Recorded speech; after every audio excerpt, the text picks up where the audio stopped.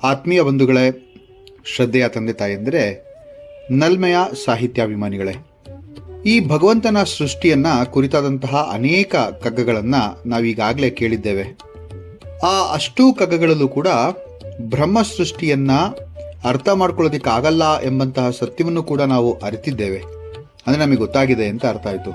ಇಲ್ಲಿ ಮತ್ತೊಂದು ಅದೇ ತರನಾದಂಥ ಕಗ್ಗ ಆದರೂ ಕೂಡ ಒಂದು ವಿಚಾರವನ್ನ ಇಲ್ಲಿ ತುಂಬಾ ಸುಂದರವಾಗಿ ಪ್ರಶ್ನಾರ್ಥಕವಾಗಿ ಕೇಳ್ತಾ ಇದ್ದಾರೆ ಡಿ.ವಿ.ಜಿ. ಅವರು.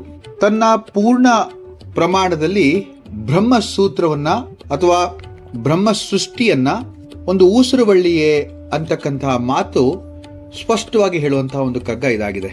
ಈ 38ನೇ ಕಗ್ಗ ಹೀಗಿದೆ.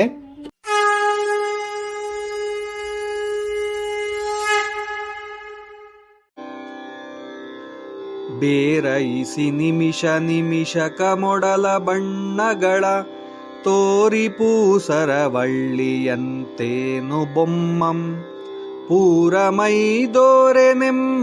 ಕಪಟಿಯಂ ಶಾವತಾರದಿಂದಾರ್ಗೇನೋ ಮಂಕುತಿಮ್ಮ ಮಂಕುತಿಮ್ಮ.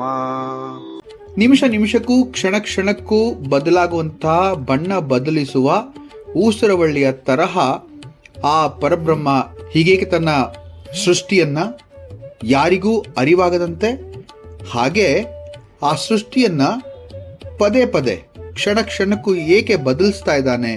ಆತ ತನ್ನ ನಿಜ ರೂಪವನ್ನೇಕೆ ನಮಗೆ ತೋರುವುದಿಲ್ಲ? ಆತ ತನ್ನ ಪೂರ್ಣ ರೂಪದ ದೇಹವನ್ನ ತೋರದೆ ತನ್ನ ಒಂದು ಭಾಗ ಅಂಶಾವತಾರ ಅಂತಾರಲ್ಲ ತೋರಿಸುವುದರಿಂದ ನಮಗಾಗಬಹುದಾದ ಪ್ರಯೋಜನವೇನು ಅಂತಾರೆ ಡಿ.ವಿ.ಜಿ. ಅವರು. ಬೇರೈಸಿ ನಿಮಿಷ ನಿಮಿಷ ಕೊಡಲ ಬಣ್ಣಗಳ ತೋರಿ ಪೂಸರವಳ್ಳಿಯಂತೇನು ಬೊಮ್ಮಂ ಅಂತಾರ ನೋಡಿ, ಎಷ್ಟು ಸುಂದರವಾಗಿದೆ. ನಾವು ಇಲ್ಲಿಯ ತನಕ ನೋಡಿದಂತಹ ಬ್ರಹ್ಮ ಸೃಷ್ಟಿಯ ರಹಸ್ಯ ಅರಿಯೋದಕ್ಕೆ ಸಾಧ್ಯವಿಲ್ಲ ಎನ್ನುವಂತಹ ಹಲವಾರು ಮುಕ್ತಕಗಳಲ್ಲಿ ಇದು ಕೂಡ ಒಂದು. ಬ್ರಹ್ಮ ಸೃಷ್ಟಿಯೇ ವಿಚಿತ್ರ, ಬ್ರಹ್ಮವೇ ಸತ್ಯ, ಸೃಷ್ಟಿಯೇ ಮಿಥ್ಯ ಎಂಬತಕ್ಕಂತಹ ಶಂಕರ ಭಗವತ್ಪಾದರ ವಿವೇಚನಾತ್ಮಕವಾದಂತಹ ವಿಚಾರವನ್ನ ಆಧಾರವಾಗಿಟ್ಕೊಂಡು ಹೇಳಿದಂತಹ ಕಗ್ಗ ಒಂದು ಕಡೆ ಆದರೆ, ಅಚ್ಚರಿಯ ತಂತ್ರವಿದು ಬ್ರಹ್ಮ ಸೃಷ್ಟಿಗಳೇಕೋ ಅಂತ ಹೇಳಿದಾಗಲೂ ಕೂಡ ನಮಗೆ ಬ್ರಹ್ಮ ಸೃಷ್ಟಿಯ ಅರಿವು ಆಗಲಿಲ್ಲ. ಗುರಿ ಗೊತ್ತದೇನಿಹುದು ಅಂತ ಕೇಳಿದಾಗಲೂ ಕೂಡ, ಮತ್ತೆ ಎಲ್ಲೆಲ್ಲಿಯೂ ಮೋಹ ಭ್ರಾಂತಿಗಳ ಕವಿಸಿ ಅವತರಿಸಿಹನು ಬೊಮ್ಮ ವಿಶ್ವ ದೇಹದೊಳೆನ್ನ ಅಂದಾಗ್ಲೂ ಕೂಡ ಅವಿತುಕೊಂಡಿಹನೇ ಅಂತ ಕೇಳಿದ್ರಲ್ಲ, ಆಗೆಲ್ಲ ಕೂಡ ನಮಗೆ ಅನಿಸಿದ್ದು ಒಂದೇ ವಿಚಾರ, ಬ್ರಹ್ಮ ಸೃಷ್ಟಿ ಅರ್ಥವಾಗದಂತಹ ರಹಸ್ಯ ಅಂಥೇಳಿ. ಆತನ ರಹಸ್ಯವಾದಂತಹ ಈ ಸೃಷ್ಟಿ ಗೋಚರಿಸುವುದಾಗಲಿ ಅರಿವಿಗೆ ಬರುವ ಮಾತೇ ಇಲ್ಲ ಅಂತ ಹೇಳಬಹುದು. ಬ್ರಹ್ಮ ಮತ್ತು ಆತನ ಸೃಷ್ಟಿ ರಹಸ್ಯಾತ್ಮಕ, ಅಗೋಚರ, ಅಗಮ್ಯ ಅಂತ ಹೇಳಿದ್ದೇನೆ. ಬಹಳಷ್ಟು ಈ ವಿಚಾರ ಸರಿ ಅಂತ ಕೂಡ ನಮ್ಗೆ ಅನ್ಸುತ್ತೆ. ಮೊದಲು ನಮ್ಮನ್ನು ನಾವು ಅರಿತ ನಂತರ ಬ್ರಹ್ಮ ಮತ್ತು ಬ್ರಹ್ಮನ ಸೃಷ್ಟಿಯನ್ನ ಅರಿಯುವುದು ಒಳಿತು ಅಂತ ಈ ಒಂದು ಕಗ್ಗ ಓದಿದ ಮೇಲೆ ನಮ್ಗೆ ಅರ್ಥ ಆಗತ್ತೆ.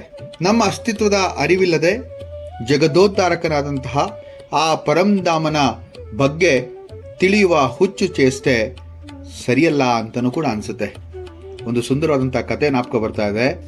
ಒಮ್ಮೆ ರಾಮನಾಥರ ಬಳಿ ಆ ರಾಜ್ಯದ ಕೋಶಾಧಿಕಾರಿ ಬಂದು, ಸ್ವಾಮಿ, ನೀವು ದೇವರನ್ನ ತೋರಿಸ್ತೀರಂತೆ, ನನಗೂ ಕೂಡ ದೇವ್ರ ನೋಡ್ಬೇಕು ಅನ್ನೋ ಆಸೆ ಆಗಿದೆ, ತೋರಿಸ್ತೀರಾ ಅಂತ ಕೇಳ್ತಾನೆ. ಆಗ ರಾಮನಾಥರು, ಓಹೋ, ಅದಕ್ಕೇನಂತಯ್ಯ, ಖಂಡಿತವಾಗಿ ತೋರಿಸ್ತೇನೆ. ದೇವರ ಬಳಿ ಹೋದಾಗ ನೀನು ನಿನ್ನ ಪರಿಚಯನ ಮಾಡಿಕೊಡ್ಬೇಕು ಮೊದಲು. ಅದಕ್ಕೆ ಹೇಳು, ನೀನ್ ಯಾರಯ್ಯ?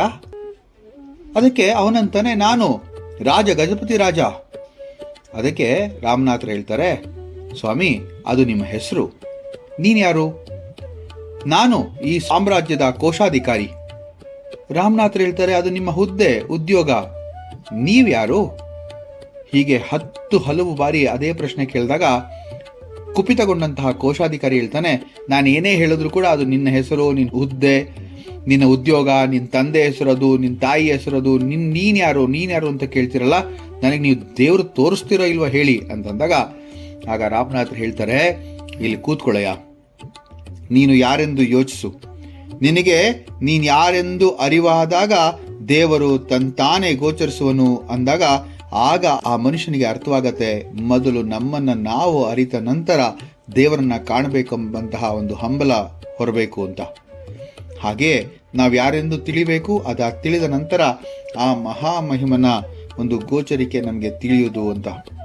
ಹುಲ್ಲು ಮಾನವರಾದ ಚಂಚಲ ಪ್ರವೃತ್ತಿಯವರಾದಂತಹ ನಮಗೆ ಅಚಲ, ನಿಶ್ಚಲ, ನಿರಭಿಕ್ಷಿಪ್ತನಾದಂತಹ ಭಗವಂತನ ಅರಿವು ಹೇಗಾದೀತು ಹೇಳಿ? ಪರಮಾತ್ಮನ ಹಲವಾರು ರೂಪಗಳಲ್ಲಿ ಯಾವುದನ್ನ ತಿಳಿಯೋದು, ಯಾವುದನ್ನ ಅರಿಯೋದು? ಆದ್ರಿಂದ ಅಹಂಕಾರವನ್ನ ತ್ಯಜಿಸಿ ಧ್ಯಾನಗಳಲ್ಲಿ ಮಗ್ನರಾಗಿ ಆ ಪರಮ ಪ್ರಭುವಿನ ನಾಮಸ್ಮರಣೆಯನ್ನು ಮಾಡ್ತಾ ನಮ್ಮನ್ನು ನಾವು ಅರಿತಾಗ ಆ ಭಗವಂತ ನಮಗೆ ಗೋಚರಿಸುವನು ಅಂತ ಹೇಳುವಂತಹ ಮುಕ್ತಕ ಇದಾಗಿದೆ. ಬೇರಯಸಿ ನಿಮಿಷ ನಿಮಿಷಕ ಮೊಡಲ ಬಣ್ಣಗಳ ತೋರಿ ಪೂಸರು ವಳ್ಳಿಯಂತೇನು ಬೊಮ್ಮಂ ಪೂರ ಮೈ ದೋರೆನೆಂಬ ಕಪಟಿಯನ್ಶಾವತಾರದಿಂದಾರ್ಗೇನು.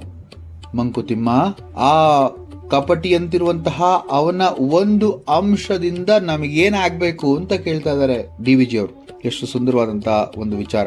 ಮತ್ತೆ ಮುಂದಿನ ಕಗ್ಗದೊಂದಿಗೆ ಭೇಟಿ ಆಗ್ತೇನೆ. ನಮಸ್ಕಾರ.